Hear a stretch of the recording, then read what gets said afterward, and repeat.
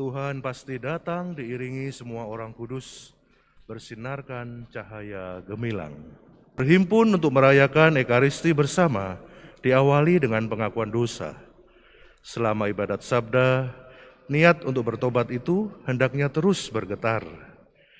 Dalam bacaan pertama akan kita dengar, aku akan menyingkirkan daripadamu orang-orangmu yang angkuh dan congkak. Yesus pun berusaha merampas topeng para pendengarnya. Kerendahan hati dan kejujuran merupakan syarat pertobatan. Mari hening sejenak dan mohon agar Tuhan membersihkan hati kita dari segala keangkuhan dan kecongkaan, agar Tuhan memberikan Roh Kudus dan karunia-Nya agar kita selalu siap mendengarkan dan melaksanakan sabda-Nya. Marilah berdoa. Allah Bapa Maha Pengasih, orang yang lemah lembut dan rendah hati, Kau temui melalui Yesus Kristus, Putra-Mu terkasih. Tolonglah kami umat-Mu, agar kami dapat melihat Engkau di dalam sesama kami.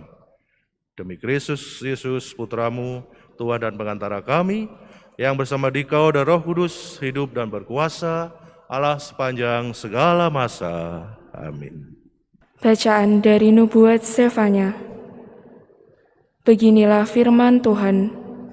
Celakalah si pemberontak dan si cemar, kota yang penuh penindasan.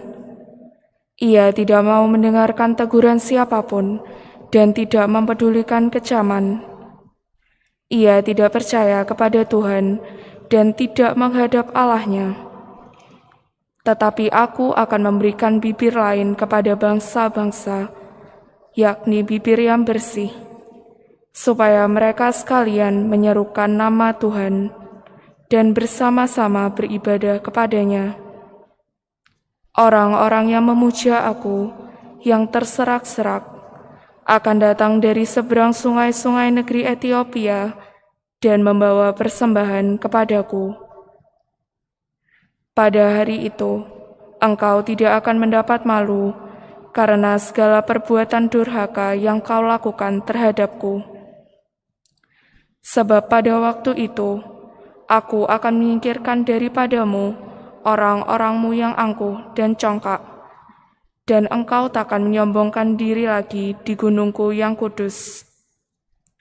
Di tengah-tengahmu akan kubiarkan hidup suatu umat yang rendah hati dan lemah, yang akan mencari perlindungan pada nama Tuhan. Mereka itulah sisa Israel. Mereka tidak akan melakukan kelaliman atau berbicara bohong. Dalam mulut mereka tidak akan terdapat lidah penipu. Sebaliknya, seperti kawanan domba, mereka akan merumput dan berbaring dengan tenang, dan tidak ada orang yang mengganggu mereka lagi. Demikianlah sabda Tuhan. Orang yang tertindas berseru dan Tuhan mendengarnya. Orang yang tertindas berseru dan Tuhan mendengarkannya. Aku hendak memuji Tuhan setiap waktu. Puji-pujian kepadanya selalu ada di dalam mulutku. Karena Tuhan jiwaku bermegah. Biarlah orang-orang yang rendah hati mendengarnya dan bersuka cita. Orang yang tertindas berseru dan Tuhan mendengarkannya.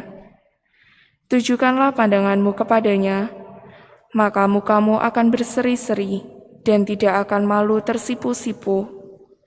Orang yang tertindas ini berseru dan Tuhan mendengarkannya. Ia menyelamatkan dia dari segala kesesakannya. Orang yang tertindas berseru dan Tuhan mendengarkannya. Wajah Tuhan menentang orang-orang yang berbuat jahat, untuk melenyapkan ingatan akan mereka-mereka dari muka bumi. Apabila orang benar itu berseru-seru, Tuhan mendengarkan. Dari segala kesesakannya, mereka Ia lepaskan. Orang yang tertindas berseru, dan Tuhan mendengarkannya. Tuhan itu dekat kepada orang-orang yang patah hati. Ia menyelamatkan orang-orang yang remuk jiwanya. Tuhan membebaskan jiwa hamba-hambanya dan semua yang berlindung padanya tidak akan menanggung hukuman. Orang yang tertindas berseru, dan Tuhan mendengarkannya. Haleluya, haleluya, haleluya. Haleluya, haleluya.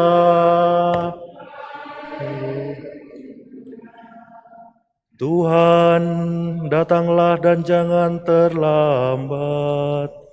Ringankanlah beban umat-Mu. Haleluya, haleluya, haleluya. Tuhan bersamamu.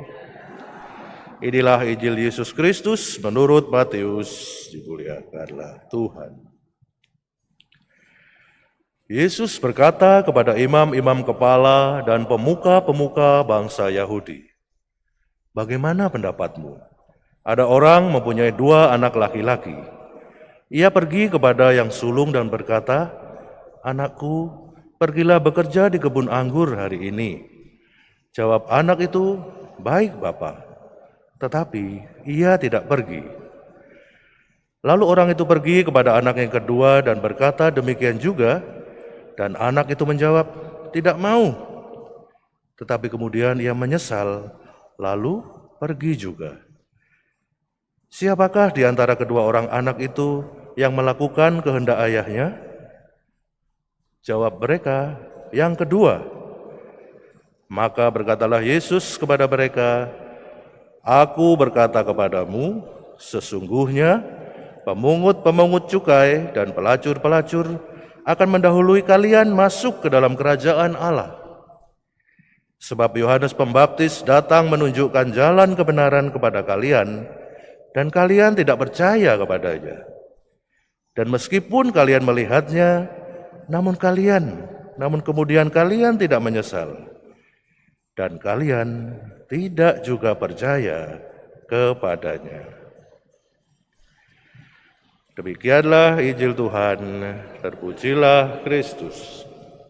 Setelah kebangunan rohani, retret yang mengesankan, atau suatu kejadian yang begitu mendadak dan dipakai oleh Tuhan untuk membuat kita bertobat, batu sandungan yang berikutnya adalah kita kemudian merasa dipanggil, dipilih secara khusus oleh Tuhan, dan mulai dengan gampangnya menutup pintu kerahiman Tuhan bagi orang lain. Kita merasa lebih sering ke gereja, merasa lebih banyak membaca buku rohani, lebih sering menerima sakramen, dan kita mulai bisa menuding orang yang kita anggap tidak layak untuk tidak usah masuk dalam persekutuan kita, tidak cocok untuk jadi anggota apapun yang kita banggakan dalam kelompok kita. Kadang-kadang hanya karena mereka berbeda. Kadang-kadang hanya karena mereka tidak seelok yang kita harapkan. Saudara-saudari, ini kata-kata yang keras dari Tuhan Yesus yang juga bergema di waktu zaman Nabi Sofonia. Israel yang seharusnya menjadi teladan bagi bangsa-bangsa lain malah memberontak kepada Yahweh, kepada Allah mereka sendiri. Makanya mereka terkatung-katung ratusan tahun berjaya sebentar, sombong lagi dikalahkan oleh bangsa lain. Supaya belajar rendah hati, supaya mulai mendengarkan apa perintah Allah. Semoga kita sudah 10 atau 11 hari mendekati hari Natal semoga terang kembali menerangi kegelapan hati kita. Semoga lilin yang kita nyalakan membantu kita tidak pertama-tama melihat dosa atau ketidaklayakan orang lain, tapi juga kebangkrutan hidup rohani kita. Ngomong kanan kiri koyok sing suci-suci dhewe padahal dirinya sendiri juga perlu pertobatan. Mudah melihat kesalahan orang lain, sangat susah untuk introspeksi dengan jujur. Semoga lilin-lilin Advent menerangi kita melihat jejak-jejak kaki Tuhan. Jejak yang lebih sering, lebih banyak menuju ke tempat orang-orang yang tidak berdaya, orang-orang yang terpinggirkan, orang-orang yang terlupakan, orang-orang yang dianggap tidak layak diselamatkan oleh Tuhan. Makanya pemungut cukai dan pelacur, bukan menghina profesi ini, tapi karena ini yang dianggap paling rendah di masa itu. Justru mereka yang lebih dahulu karena pertobatan, karena kesadaran akan kerinduan Allah, kerinduan mereka kepada Allah, dan kerinduan Allah agar mereka kembali ke jalannya. Mari mengingat semua orang yang Tuhan sudah serahkan kepada kita, anggota keluarga, murid-murid, umat yang ada dalam lingkungan wilayah tanggung jawab kita. Mari menjadi lilin yang menerangi kegelapan, membimbing mereka kembali kepada Tuhan. Mahkota mulia akan diberikan oleh Hakim yang adil kepada semua orang yang merindukan kedatangannya.